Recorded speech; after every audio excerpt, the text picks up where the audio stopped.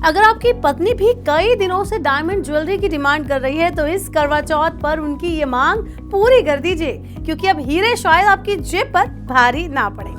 ऐसा इसलिए क्योंकि इंटरनेशनल मार्केट में हीरे की कीमतें धड़ाम हो चुकी हैं, गिर चुकी हैं। कभी शान से चमकने वाले सोने की चमक अब फीकी पड़ती जा रही है। बीते 2 सालों में इसकी कीमत में 40% की गिरावट आई है। दूसरी ओर असली हीरे जैसे चमकने वाले लैब ग्रोन डायमंड की डिमांड लगातार बढ़ती जा रही है। असली जो हीरे होते हैं उनकी घटती डिमांड और घटती कीमत का असर सूरत की डायमंड इंडस्ट्री पर भी पड़ रहा है, जो दुनिया भर में डायमंड कटिंग का गढ़ माना जाता है।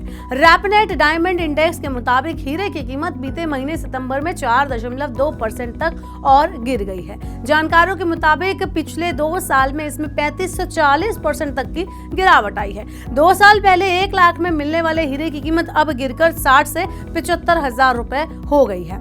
बात अगर कच्चे हीरे की करें तो इसकी कीमत 25% तक की गिरावट आई है। आइए अब जान लेते हैं कि हीरे में मंदी क्यों आई है। तो हीरे की जो कीमत है वो कम होने के कई कारण सामने आए हैं।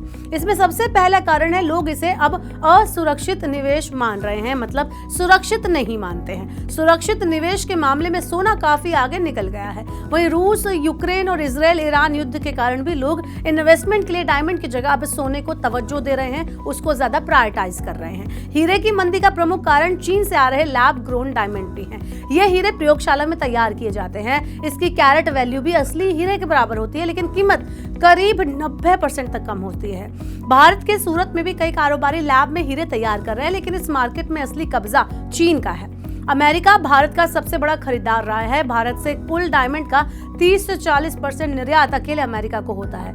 अमेरिकी अभी मंदी के दौर से गुजर रहा है। एक बार मंदी खत्म हुई तो हीरो की मांग फिर से बढ़ जाएगी। वहीं दूसरी ओर हीरे की रीसेल वैल्यू बहुत कम होती है। ऐसे में इसे निवेश के तौर पर रखना घाटे का सौदा माना जाता है। इस कारण भी लोग इसे खरीदने से बच रहे हैं। इसके अलावा अमेरिका और यूरोप समेत कई देश अभी आर्थिक मंदी का सामना कर रहे हैं। ऐसे में इन देशों में भी हीरे की मांग में कमी आई है। हीरे की बिक्री कम होने के कारण इसकी मैन्युफैक्चरिंग में भी गिरावट आई है। कुछ रिपोर्ट के मुताबिक अगस्त में पिछले 1 साल के मुकाबले इसकी मैन्युफैक्चरिंग में 47% की गिरावट आई है। ये $642.3 मिलियन रह गया। नवंबर 2023 के बाद से लेकर ये अब तक का सबसे कम कारोबार है। कारोबार कम होने से व्यापारियों को 10% तक का नुकसान हो रहा है। देश में हीरे का कारोबार सबसे ज्यादा गुजरात के सूरत में होता है। यहाँ हीरे की कटाई और पॉलिश का काम होता है। सूरत की इस फैक्ट्रियों में करीब 12 लाख लोग काम करते हैं। मंदी के कारण यहाँ काम करने वाले लोगों को घर चलाने में काफी परेशानियों का सामना करना पड़ रहा है।